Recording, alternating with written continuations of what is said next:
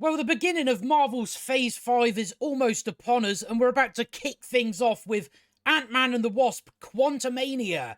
Who's excited for that? Who's excited for more CGI gobbledygook mixed with bad humour and an overall story that makes no logical sense whatsoever?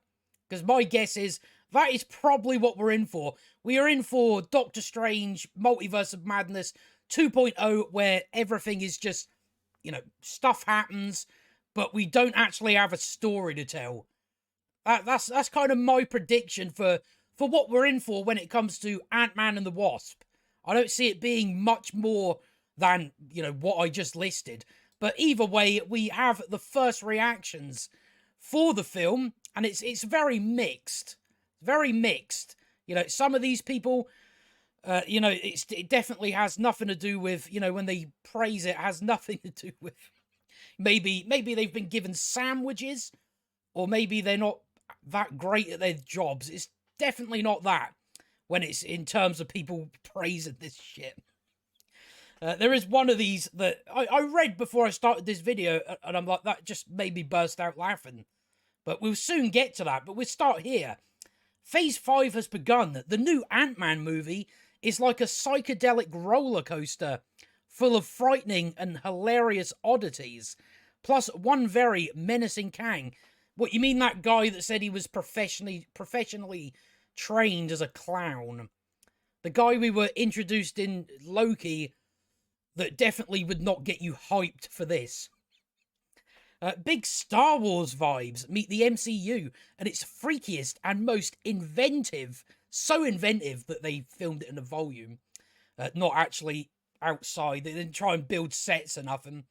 It's just in the volume, so it's harder to actually connect with the world that you're in.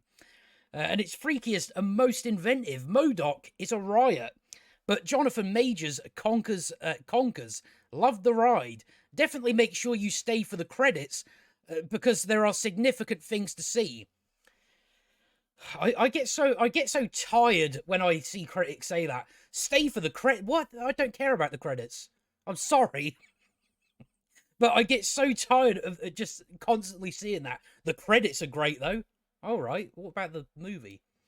I really dug how Ant-Man and the Wasp Quantumania is both a part 1 of Phase 5, but also a self-contained Ant-Man story that's funny and sweet and features a kick-ass Michelle Pfeiffer. Good stuff. Had a blast with Ant-Man. Paul Rudd has never been better, and Jonathan Majors effortlessly conquers every second of screen time he gets. But the real star of the film is Jeff Loveness' script. I'm sure that's going to be great. A reminder of how beautifully strange and mysterious the MCU still is. Had an absolute blast watching Ant-Man. Creative, irresistibly energetic, and filled with some great action sequences. You didn't really mention anything about the story, but okay. Welcome, Jonathan Majors, such a badass. The effects are superb. We've got Stephen Weintraub, when you go over the first reactions of the critics, you start to notice names. It wasn't very long ago Stephen Weintraub was saying how excellent Wakanda Forever was, and it turned out absolute shite. But he says Marvel's Ant-Man and the Wasp is a strong start to Phase 5. I now understand why it's called Quantumania. Jonathan Majors is excellent as Kang, and cannot wait to see where this all goes. My guess is it's probably not going to go anywhere. We're probably going to end up in the same position we were with Phase 4, where they didn't actually have an overarching story, didn't know what they were doing. So that's my guess, because originally Ant-Man and the Wasp Quantumania was supposed to be in Phase 4. Phase 4 was supposed to go on a lot longer, and then they all of a sudden went, right, we'll start Phase 5 with that. So my guess is it's probably going nowhere. That would be my guess. MODOK, that's the tweet, okay. So then you get a few, at least a couple of mixed reviews. My son changed his mind at the last minute and skipped seeing Ant-Man and the Wasp Quantumania. He sadly had the right idea. Ant-Man and the Wasp Quantumania is a lot of things. Loud, supersized, and constantly dialed up to 11. Too bad so little of it feels new, visually creative, or just plain interesting, because that is what most Marvel movies have become, is they're all just the same. Exactly the same. Then you have people like Kevin Feige saying, oh, well, we do different genres. It's like, no, you don't. You don't do that. So that's, in part why they all feel the same. They all look the same. We've already heard the reports of originally it was a serious movie until Disney came in and said, no, we can't have the audience emotional for more than 2 seconds. So we must fill it with unfunny jokes. So that's again, it's probably just going to be more Marvel sludge. Not even Jonathan Majors can save this hollow, repetitive exercise in weird stuff happening. Again, that's why I say we're probably looking at Multiverse of Madness 2.0, where it's just a load of weird shit, gobbledygook looking visuals, and not really, hollow, as he says, hollow. Ant-Man and the Wasp Quantumania is such a fun way to kick off Phase 5. Each Ant-Man film has been better than the last. From what I've seen the first Ant-Man movie, and from what I've heard about the second's very shit. That's what I've heard. Maybe I'll figure it out for myself, because I'm probably going to end up watching it just for reviewing this movie. Can't wait to see more Kang and the ramifications of this film in the MCU. Now they're going to forget about it. Ant-Man and the Wasp Quantumania has way too much going on, so that definitely seems to be coming up. It's come up a few times where there's just too much going on. It's tough to connect emotionally to any of it. Jonathan Majors Kang is a charismatic, professionally trained clown, as he put it. Intense, baddie, and visually awesome, but the threat he represents is too abstract. After a frustratingly rough Act 1, I think this film is going to be rough all the way through. It's going to be similar in the sense to Multiverse of Madness, just from, I'm just remembering now when I actually reviewed it, and every scene there was issues. Took so long to get through that film. Finally gets going, and only to end where the story should have begun. While the external stakes are clear and weighty, emotional drive felt slight, and levity even lighter. That said, Jonathan Majors rules. So that seems to be the sort of the main praise is, oh, Jonathan Majors, great as Kang. To be honest, I could not give a fuck less about Kang as a villain. I'm pretty sure, Doctor Doom, maybe? Would that not be a lot better and a lot more interesting?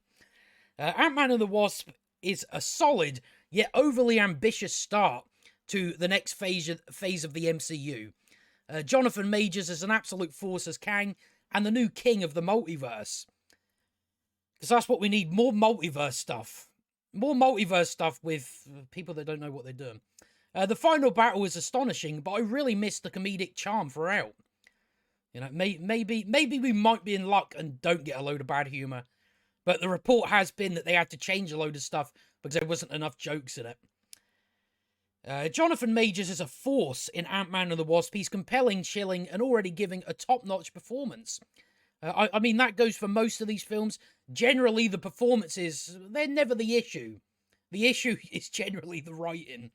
I love the complexity he brings to Kang with literally a single look. So I think we're getting close to the one that just had me laughing my tits off. There comes a point where every franchise has to get weird. We've already done that in Phase 4. Already got very weird. And the MCU has done just that. Like all his other roles, Jonathan Majors remains endlessly compelling. So, yeah, it was this one here that I just had me in stitches. So, we'll read this one, and just I might reread it. Scary is a scary and shocking game changer. Marvel is back with a fun, wild adventure. This isn't just another superhero movie. Sure it's not. It's one of the best sci-fi films ever. The best sci-fi films ever. I can't believe someone would say that. I'm really just... it's so just hyperbolic, isn't it? It's the best sci-fi film ever. You have seen sci-fi films. You have seen Aliens, Terminator and Terminator 2. You have seen sci-fis like that, so they're better. This film is better than them, is what I'm hearing here. So, best sci-fi film ever. You know, I don't trust you, sorry. Wow, a fitting end to her journey. Whose journey? While also setting up what's next. The best Star Wars movie since 2018 is the best Star Wars since 2018. I'd maybe go for the 80s with that. It's a huge sci-fi adventure with gorgeous world building that feels almost little unmarvel in how much world building there is. But it's got humour, heart, can completely rules. So that's what we're looking at for the first reactions, reviews, whatever you want to call them, of Ant-Man and the Wasp. It's very mixed, but for the most part, you know, the people that you're seeing, it's the type of stuff I would expect them to say.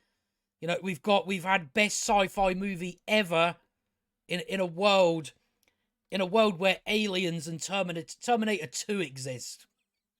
Best sci-fi ever. Right. You know, it's you know, it's just, you know, all I'm saying about this film is it's just going to be shit. I don't know if it's going to be as bad as Multiverse of Madness, but it's probably going to be up there. That's my prediction for the film. That is my guess. But I suppose in a week we'll have to see, won't we? We'll have to wait and see what this new, fresh, gobbledygook shite is going to look like.